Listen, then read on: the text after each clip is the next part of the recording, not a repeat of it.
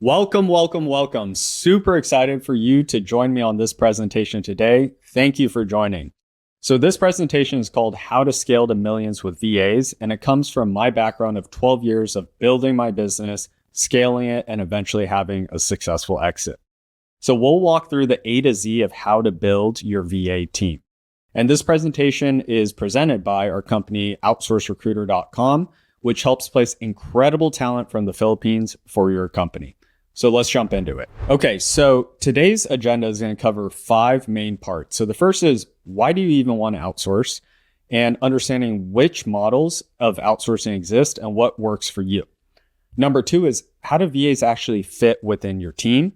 Number 3 is, how do you actually hire a VA? We'll walk through our 5-part proprietary recruiting process. And so you'll know exactly what to do if you want to do it yourself. Number 4 is how to successfully manage a remote team. And number 5 is the top lessons, red flags, and how to know you're actually ready to hire. Okay, so first let's just start with, how did I even get into outsourcing to begin with? Really all started with a website called freelancer.com. So I was in college working with a business partner on building an e-commerce business. And of course, we needed a website. This is all the way back in 2009, 2010, where, Shopify wasn't as present. So you needed to build things from the ground up. And so we spent some time, creating this document of all the different specs that we wanted. And we finally went to this site called freelancer.com, and we hired a developer in India named Kishore. And so we sent him our decks. We're super excited. Weeks go by. We go back and forth on different revisions. He finally sends us his first draft, and it's about 10% of what we're looking for. And we keep working with him for several months. And of course, ultimately, we realize it's never going to happen. He's not going to be able to build what we actually asked of him. And the reason for that is because he was actually just selling us templated websites. So at that point, we kind of just gave up. We went back to being college kids, but that was my first experience with outsourcing. Now, next, what happened here was, after college, I started a website called expressbartender.com. It was my first real, commercial success. This business ended up, being quite successful, and we built that site pretty easy, WordPress setup, and I'd hired a developer here. The picture on the right is a person very special to me named Steven. He's the first person I hired in the Philippines from a website called Odes. And so him and I went on to build many great things, and I'm super proud to say we still work together 12 years later. And so that was my second experience with outsourcing and my first introduction to the Philippines. So now I want to go over my journey so you can just have an understanding of what it feels like to be a bootstrap startup from the beginning, build my team in the Philippines, and eventually have a successful exit. So in 2012 to 15, I was really more of a content creator operating individual online course websites similar to the one I just showed called Express Bartender. From 2015 to 18, I ran an online education platform called skillsuccess.com that was similar to a LinkedIn Learning, Udemy, Netflix style platform. But it was really ran more as a lifestyle business. And so I had 13 team members all reporting directly to me. And so you can imagine a lot of my time started being involved with just managing the team. I didn't really have the right structure to operate and continue to scale and grow my business. Now in 2019, I kind of sat down and I reflected and thought, what do I really want this business to be? And I decided I wanted to start working towards professionalizing the business and building towards an exit. So that was the year we started implementing EOS, which is the Entrepreneurial Operating System. And so that's a framework in how you operate your business.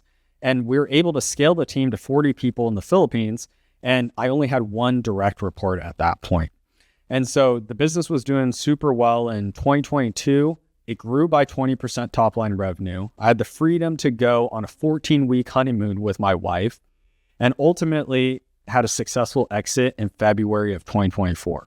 Now, of course, this is a short version of it. There's a lot of ups, downs, a lot of trial and error, but I just want to share with you what is actually possible with having your business fully operated with a team in the Philippines. So next, let's talk about how outsourcing actually works. So the first thing to think about is, why do you actually want to outsource, right? Let's always start with your why. So the top 3 reasons here might be increasing your profit margins.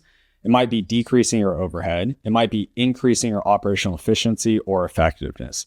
So start to think about, of those 3 concepts, which of those is important to you and why? Now, next, let's talk about how outsourcing works. There's three primary models, and each of them has their different pros and cons. So on the very left side here, the first model is the do-it-yourself model. So the pros are it's the most cost-effective option. You have the most control over the entire process.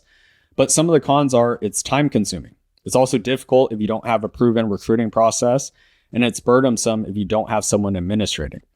Now, what I want to say is with do-it-yourself, that's the column you eventually want to get to. Once you have the experience, you're ready to really expand and grow your team. That's the model to go for. That's the model we went with when we built our team to 40 people. Now, the middle column is the recruitment, headhunting, direct placement, or direct hire. Those are all the same terms for the same thing.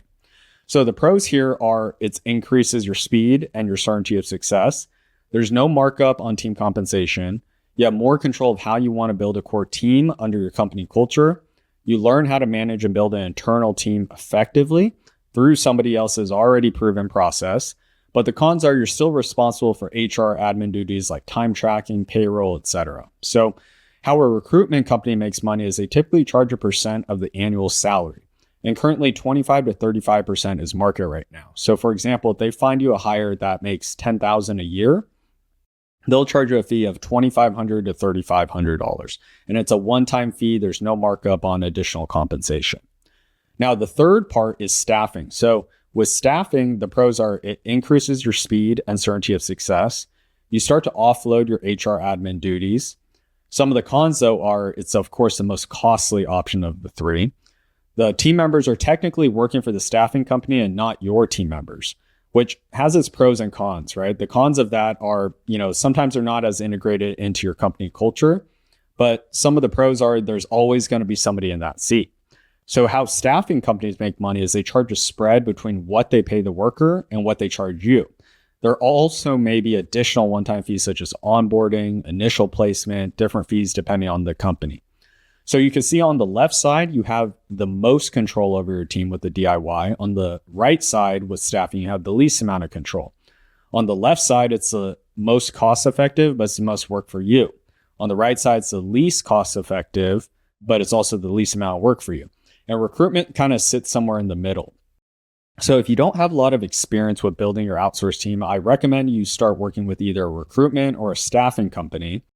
And then from there, learn their processes, learn how they do it, and eventually move into the DIY column. So this takes us to workbook step 1 of 1. This is going to be an interactive workshop where at the end of this, through a series of questions, hopefully you have more guidance and clarity around how you want to build your team. So the first question to ask yourself really is, what problem would outsourcing solve for you? Is it about increasing your profit margins? Is it about decreasing your overhead, increasing your operational efficiency or effectiveness, or something else? Number 2 is based on the 3 models of DIY, recruiting, or staffing, which would be most fitting for your company and why? So take a minute here to think through those answers. I'm going to turn to the previous slide so you can see those 3 models.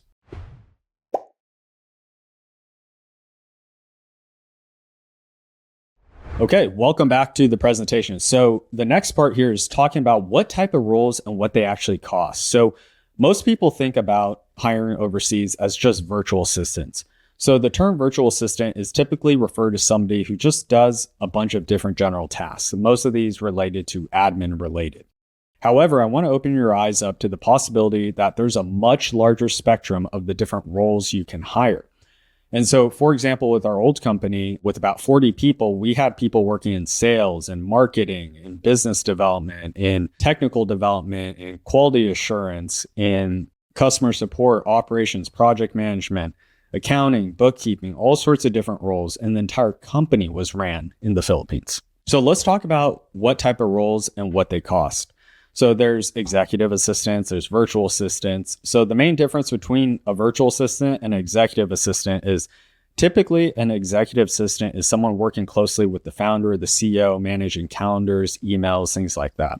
A virtual assistant is usually more of a generalist, a jack of all trades. There's also a lot of business development representative roles. There's a lot of great technical talent. You can find full stack developers. A ton of financial analyst roles, accounting, bookkeepers, anything you need on that side.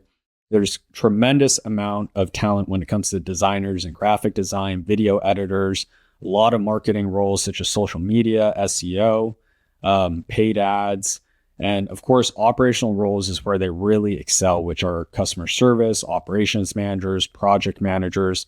And so something we learned from our experience was in the Philippines, they were incredible when it came to operational roles, but we still kept a lot of the strategy in-house in the US stateside. And so the new structure that I see a lot of companies work in is they have their core strategic team located in the US, maybe just a handful of people, and then they outsource all of the execution to the Philippines.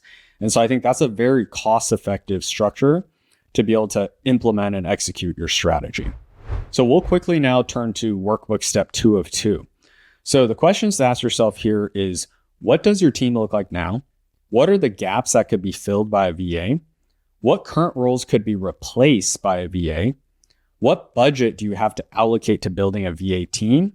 And number 5, which roles would you allocate this budget to?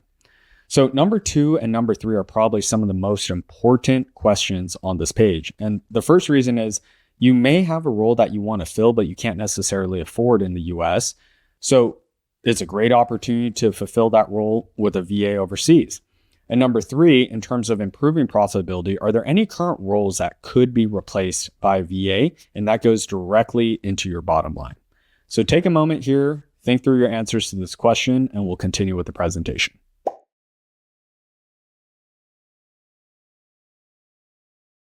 Okay, now we're going to really dive into the meat of the presentation. So I'm going to take you through the 5-part process of how we actually hire a VA. So if you wanted to do it yourself, you could. And this is the exact process a recruitment team would do if you hired us as your provider. So the first step is really around preparation. So preparation starts with step 1 around methodology and structure. What I mean by that is you need to have some sort of methodology, a proven recruiting process. So we utilize the WHO methodology, which is from a book called Who by Jeffrey Smart.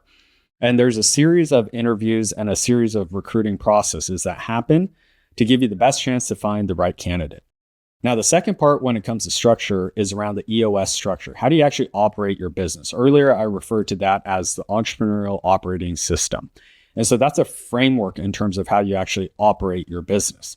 So now you pair having a proven recruiting process with having a proven operating framework for your business. Now you're set up for success. Step number 2 here is around the company level. Where does the new hire actually fit into the accountability chart? What's going to be the reporting structure? And what is our company culture fit if you haven't defined that already? Now, step 3 here is around creating the job description. Now, of course, you need to have accurate and detailed descriptions of what the role entails, but one of the most important and simple ways to identify what this role is really about is to talk about the 5 core functions of the role. What are the 5 core functions of this role and what outcomes are associated with that? And the last part is in the job description, describe the company culture so that the candidate has an idea if this is the right environment for them. Now, part 2 here is about the sourcing and screening. So depending on what you're hiring for, whether it's full-time, it's part-time, or it's gigs, that's going to determine the platform that makes the most sense for you. Now, I've listed here a lot of different platforms. There's Upwork, onlinejobs.ph, Fiverr, LinkedIn, a lot more niche sites as well for the Philippines. But determining what type of hire you want will determine what marketplace makes sense. We're personally finding a lot of success right now on LinkedIn and onlinejobs.ph. Now, step 5 is the screening profile. So one of the most important things is don't just post and wait. A lot of people just post their job posts and they start to wait to see who comes in. But you must apply some sort of outbound strategy because you need to remember most of the time, top performers are already currently employed. So you need to have both an inbound and outbound strategy when it comes to screening profiles. Now, step 6 here is around the screening interview. So the key here is it's more about elimination and looking for fit. So this interview is really only about 15 minutes or so. And the goal here is you want to invest a little bit of time before you invest in a 60 or 90-minute interview. So some of the sample questions we asked here are, what are your career goals? What are you really good at professionally? What are you not good at or not interested in doing? And also asking them the full names of their previous 3 managers and what their managers would rate them on a scale of 1 to 10 on performance when you speak to them. Now, that is a very important part. You're applying what is called torque TORC, which stands for threat of reference check. You're already telling them, hey, I'm going to talk to your previous managers. So tell me, what do you think they're going to say about you? How are they going to rate you on a scale 1 to 10? So that starts to give you an idea of what they think their personal performance was in their previous role. Now, part 3 here is about interviews. So they've gone past the screening part. You do want to invest now 60 or 90 minutes into this interview. And so step 7 is about the experience interview. So you go in chronological order to understand their career journey and motivations. So you start from the very beginning until where they are presently. That really starts to show, what is this person actually interested in and what motivates them. Number 2 is you want to look for specifics. A players will always be able to give you specifics. A big red flag is when you see someone's resume and it's a bunch of generalizations about what they did in their previous roles. We want to see specifics. We want to see metrics, numbers, specific initiatives they rolled out. And number 3 is understand what part they contributed in the success they mentioned. So one of the most important things is identifying how that person actually played a part in the big number they put. We've all seen somebody that says, hey, we helped grow the business by 500%. Well, I want to know, what initiative did you do? What part did you actually play in that?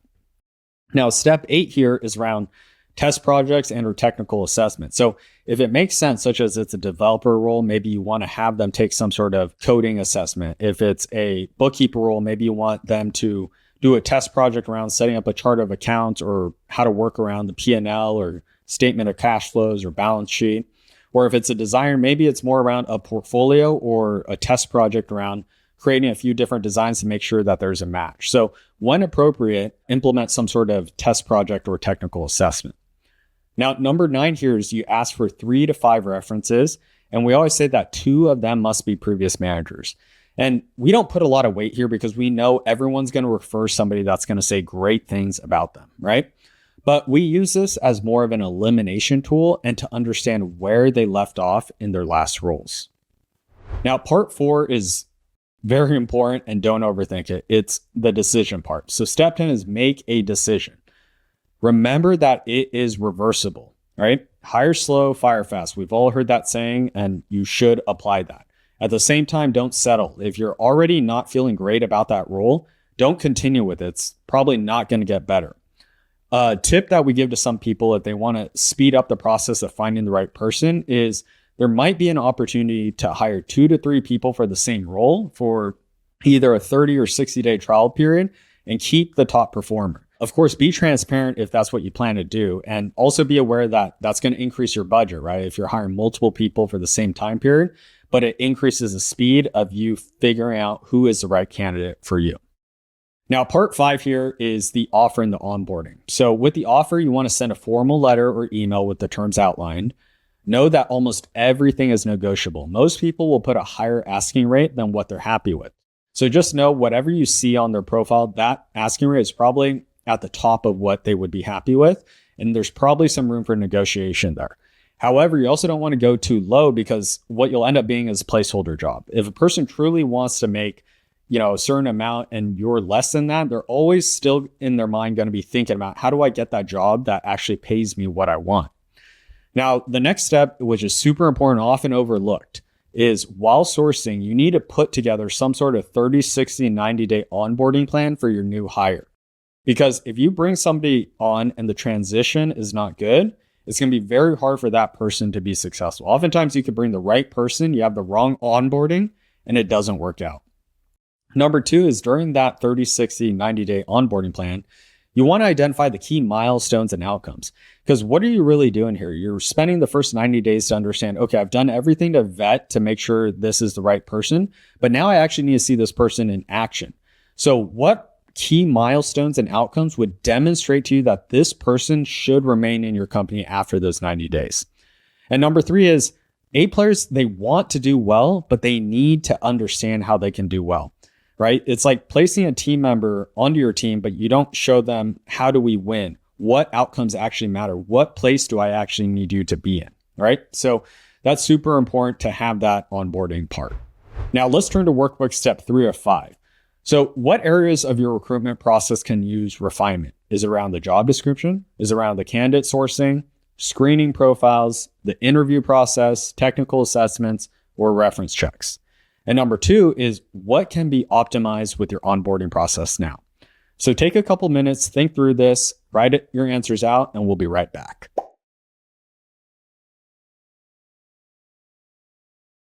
Okay, welcome back. So at this point, you've thought about why do you want to build your VA team? You understand what type of roles actually exist out there. You know how to exactly hire and bring on and onboard team members. Now let's talk about how do you actually successfully manage a remote team once you have all these great people on your team. So there are 5 keys for a successful remote team. Step 1 is about setting the right company culture. Step 2 is about clear goals. Step 3 is accountability. Step 4 is communication structure. And step 5 is the admin and operational organization. So let's jump right in. So when it comes with company culture, it starts with core values, right? So core values is not the poster board you put, on your wall and nobody ever reads it and that, right? Core values are really about how do we define what an A player is within our organization? What are the characteristics that make up an A player? So with my previous company, our core values was an acronym called ROADS. So it's results without excuses, overachieve with excellence, ask for help, give help, direction is more important than speed, and speak up. So those were the 5 characteristics that we defined an A player within our organization. Now, if you asked any of my previous team members, they could rattle off those 5 instantly from memory. And the reason for that is the key is to reaffirm and ingrain the core values actually into the company culture. So we do this by having a different team member read our company vision and core values at the start of every full team meeting. Repetition gets remembered. And team members give each other shout outs based on core values that person demonstrated. So somebody might say, hey, John, thank you for doing that. That really represented overachieve with excellence. Really appreciated the help there. The third part is around core values are scored on a plus, minus, and minus rating on performance reviews.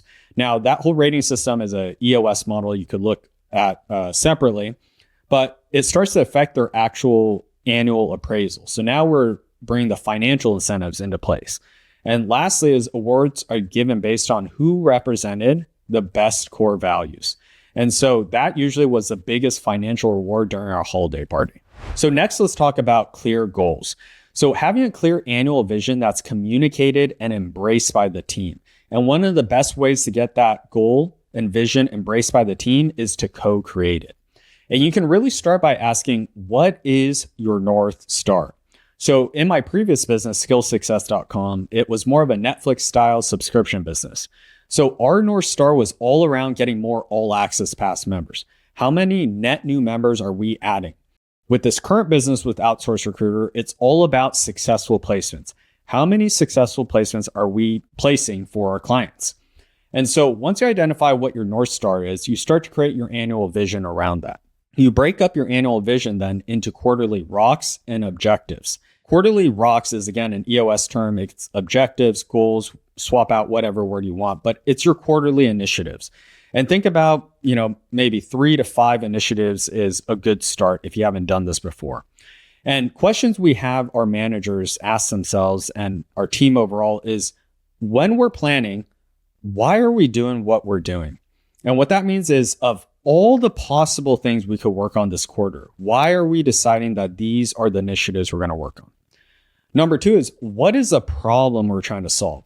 There's nothing worse than wasting a lot of time and talent on a problem that doesn't even need to be solved. So always start first with the problem, not the initiative, and then think about solutions through initiatives. The third part is it impactful? If we spend all this time, all this energy, and we actually are successful with this quarterly rock, does it actually matter? Does it actually make a difference? So is the quarterly rock impactful? Next, we'll talk about accountability. So the components of accountability when it comes to a remote team is you must first start using some sort of project management software. I'm shocked by how many people don't use that. You cannot manage your team of VAs with just email, with WhatsApp, etc. You need some sort of project management software. So some of the ones we recommend are Jira, Teamwork, Asana, Trello, and Project Insight. Number 2 is there must be some sort of scorecard that is tied to your quarterly objectives, right? And your scorecard should be a weekly scorecard that's updated and discussed during each weekly meeting. And your scorecard needs to be a mix of both lagging and leading indicators. Now, the big difference between those two are lagging indicators are after the fact. So for example, a lagging indicator might be that you produced $1 million in sales this week. A leading indicator might be how many sales calls did you make? How many new leads were added to your CRM? How many cold emails did we send out? So you need to have a mix of both to understand what you can actually move to get to your goal. Number 3 is around time tracking. So we utilize a software called Hub Staff, HUB Staff. That does all of our time tracking for payroll. It also has different screen monitoring tools, keeps the team accountable, and everything is on record there. The last thing is having some sort of regular meeting cadence. So a big mistake I see people make is they start to treat their VA team in a very transactional basis. It's very task driven and it's just emails or WhatsApp, but there's no regular meeting cadence. So there's no real connection or rhythm built, right? And in a remote team, there's a tendency that you're going to drift out. So we need to pull the team back in during meeting cadence, drift out, pull back in, right? So having a regular meeting cadence is crucial. And a super simple format might just be you start the meeting talking about what was supposed to be done last week. The middle part's about any discussion points. The third part is the conclusion, any takeaways, any new action items. And of course, you take all those action items and you add them to the project management software. Now, the fourth part here is around the communication structure. So some tips that have really helped our remote team is always video on.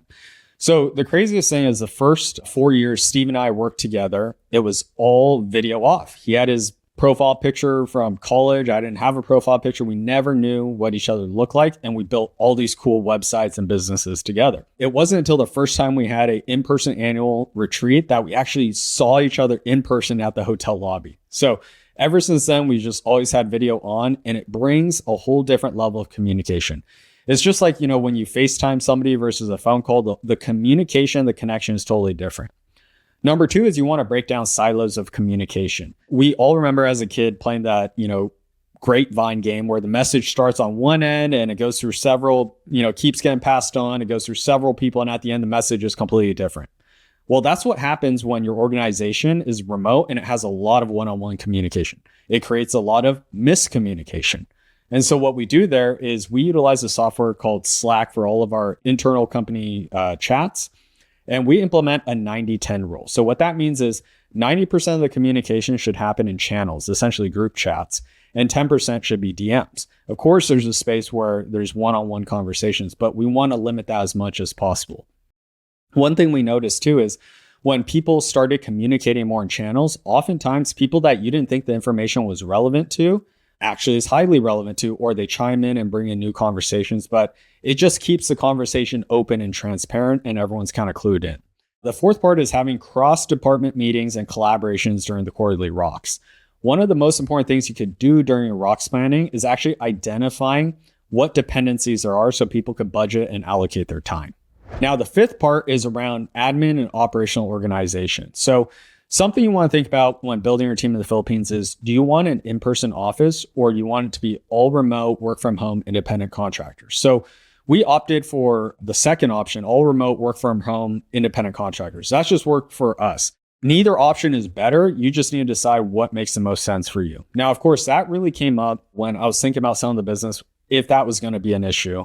And I'm happy to say it absolutely was not. So number 2 is sending out independent contractor handbooks, getting NDAs signed, having backup internet and asking them to provide proof of that. I still never handed any critical access. I kept most of the financials. Anything else that was critical in-house over here in the US. Payment to team members can happen via PayPal, Wise, Payoneer. And the last part is you want to create opportunities for feedback to come to the surface before something bad happens, right? So we did this through anonymous comment surveys that people would just fill out and, feedback would make it to the leadership team.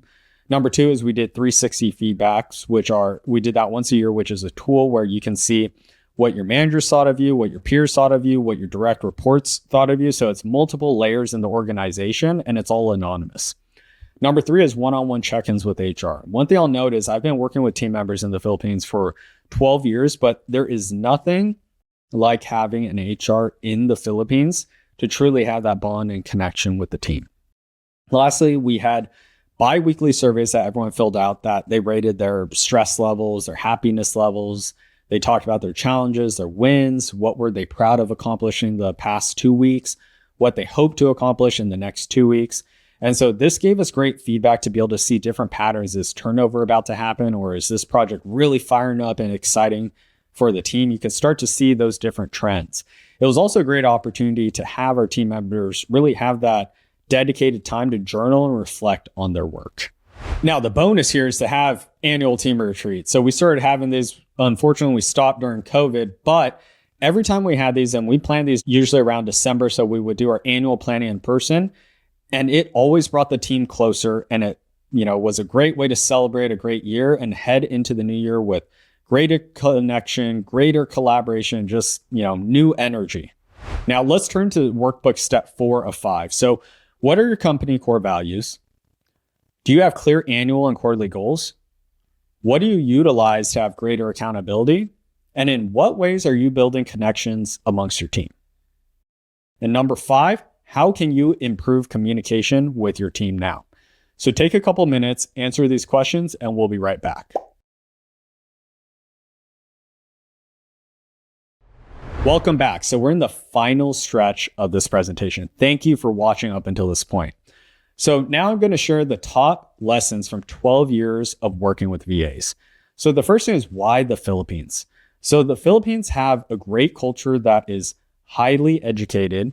Most of them speak great English, very loyal, and they want stability. So of course, going back to thinking about why onboarding is important is people want to understand that you have a company that's going to be here. They want a stable job, and oftentimes they're supporting multiple people, right? The Philippines, again, I highlight, has been fantastic for us with operational roles. But when it comes to strategy, we did struggle a bit with that. Number 2 is outsourcing has been great for ops and execution, but needs a visionary strategy driving behind it. So, the old way of running a business is having your whole team local, everybody's here. The new way is having your strategic core at your home base and then outsourcing all of the execution to have, the optimal margins. Number 3 is recognizing that there's a cultural gap and bridge it. Really take the time to try to understand where they're coming from and what makes sense. So one of the biggest mistakes I made during this time was I was giving pay raises way too quickly. I was giving them fixed amount pay raises instead of looking at it from a percentage basis. And the issue with that is, for me, I didn't think it was a big deal to give these big fixed raises, but from a percentage wise, it was actually huge. And over several years, that actually started to create a culture of entitlement. And we had to go through this process of completely shifting our appraisal process into a percentage based. So just start percentage based now. Also be very careful about, what is relatable and what's not, right? Take the time to truly understand where they're coming from. The next thing is, know what you're doing before hiring. So remember when I first talked about Keyshore, when I was in college building that? Well, part of that wasn't all just Keyshore's fault, right? I was at fault too because I didn't know what I was doing. I knew nothing about web development. But when I went back to college and I was taking web development courses, then I hired Steve and we started building out web development projects. It worked out tremendously because I knew what I was doing. Number 5 here is how to determine what to delegate to a VA. So one of the easiest exercises to work through here is look through your past week's calendar. Itemize every single task in one column. And in the second column, place a dollar activity next to each of those tasks. What would you estimate it costs on an hourly basis to do those different tasks? I know we're all doing tasks that are much lower than, our wage, especially if you're a founder or owner. That's not the best place for you to add value. Now, column 3 is determine what is your hourly rate and put that in column 3. Now compare column 3, your hourly rate, to column 2, the hourly rate of the various tasks you did last week. And anything lower than your hourly rate is a great candidate for outsourcing. Now, number 6 here is about hiring full-time. So I know a lot of people that haven't hired before, they just want to hire part-time. They just want to dip their toes in the water. They're not totally sure. Now, the problem with that is that players don't want part-time work, right? They're going to wait out and find full-time work. And when you hire part-time, oftentimes that person needs to live on a full-time income. So they're going to be distracted in finding a different job or having multiple jobs. So the whole idea here is you want to capture that person's focus, be all in on them so they can be all in on you. right? So I always recommend hire full time. And trust me, you're going to have more work that you're going to be able to delegate than you think right now. People will grow into those roles. Now, number 7 here is even great people fail in poor operating systems. So the thing is, if you don't operate on EOS or scaling up or some sort of, your own operational framework, it's not going to work out well, right? If you have chaos in your company now, adding more people is going to create more chaos. So first, dial in a strong operating system before you bring on great people. Now, the next thing is processes are everything. I know a lot of people don't like to document and don't like to create SOPs, myself included. So one of the easiest ways to do this, there are 2 ways. The first is just hopping on a video call with your VA and walk them through doing the tasks, record the call, have them create the processes, have them document it, and you just edit. It's a lot easier to edit than to write from scratch. Now, the second thing is, if you haven't delegated the task, you're doing the work anyways. So next time you're doing the work, just utilize a screen recording software like Loom, hit record, and just record yourself doing the work. And have your VA document that and you edit it. That's the easiest way to create SOPs. Now, the last thing is focus on long-term relationships. Do not treat it as a transactional relationships. Just like any relationship, all the magic happens from compound interest. So working with Steven 12 years later is a lot better than the first year we worked together, right? So focus on long-term relationships and you're going to have a really successful team. Okay, now the last thing I'm going to walk you through here are some of the red flags, all right? So the first one is asking to buy equipment for them. You do not want to be that person that buys them a brand new MacBook and next thing you know, they ghosted you, right? So we mentioned it in our independent contractor handbook that that's part of the policy. You must have your own equipment. We will never buy you equipment. Number 2 is some sort of sob story. Now there's personal issues, a family member dies, some sort of emergency, power outage. Like if you've worked with outsourcing long enough, you've heard it all, right? And, recently I was talking to my head of HR and I was asking her, why is it so common that it's always like the family emergency, right? The father-in-law dies and I got to immediately quit, etc. And an important thing I learned there was it's because it's their way out to not have to render, right? If you really want them to render a 2-week notice or 30-day notice, it's something that you can't really rebuttal. And then it's immediate. I have to go because of this emergency, right? So the way we get ahead of this, again, is being upfront with the independent contractor handbook, talking about, hey, if any of these things happen, we need to provide some sort of proof, right? That way it's not awkward, in the moment, then you're asking them for evidence if you're suspicious, but it's just every incident needs some sort of proof.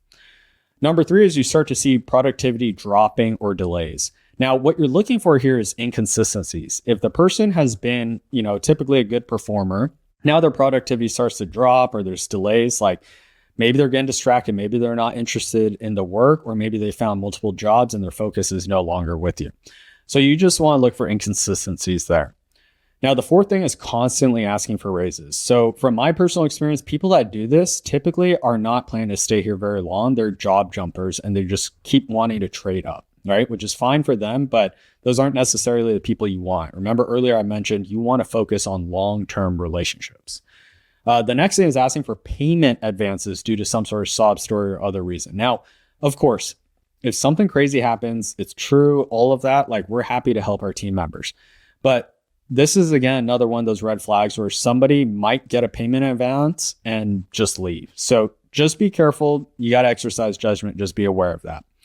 The next thing is about changing payment terms. Now, we pay our team every 2 weeks. The issue is if people are constantly changing payment terms, now they want it weekly, or now they're asking for the payment terms to be shortened, right? The problem is if you make an exception for one person, now you start to have inconsistencies at a team. So just don't ever break that. Stick to your payment terms. Now, the next thing is video, audio, or internet connection issues. Now, of course, if they already have that in the beginning during the interview, we just don't bring them on. Because if they have issues with connections or audio, video, like from the beginning, it's usually not going to get better. But what you want to look for here is somebody who all of that was working fine and now suddenly they're having all these issues. Because what we've noticed in the past is oftentimes, maybe the person isn't video on anymore in the meeting because they're not where they're supposed to be, or they're having internet connection issues because they're not where they're supposed to be. And so you need to pay attention to inconsistencies there. Now, the next thing is multiple social media profiles on Facebook, LinkedIn, etc. So this person is either, burning a lot of employers. So they're creating new identities and they're shifting from one hustle to another, or maybe they're trying to position themselves as an expert for multiple roles, right? So somebody may be applying for an SEO role. Now they have a LinkedIn profile that's like all this SEO experience. And someone may be applying, the same person may be applying for a customer service role and they have a LinkedIn profile with all experience related to that. So you just want to kind of check and verify that. If someone has multiple profiles, that's usually a red flag. Now, the last thing is watching out for agencies posing as individual. That seems to happen more and more often, particularly in platforms such as Upwork. Now, the final step here is thinking about how to know you're ready to hire a VA. So there's 7 steps here. So the first one is you've already managed a team before. Remote is a plus. Number 2 is you have the budget. So I would estimate you'd likely have to be a mid 6-figure business at a minimum, and it works really well for 7 or 8-figure businesses. You're clear on what you need done. There's SOPs and trainings available. You're ready to hire full time, and you're able to manage the time zone considerations. Lastly is you're clear on when you need this hire to start. Now, workbook step 5 of 5 is going through the 7-part checklist on how to know you're ready to hire a VA. So take a couple moments and just quickly mark yes or no to each of these 7 items. If you've marked 6 of these 7, you're probably in a great position to start hiring.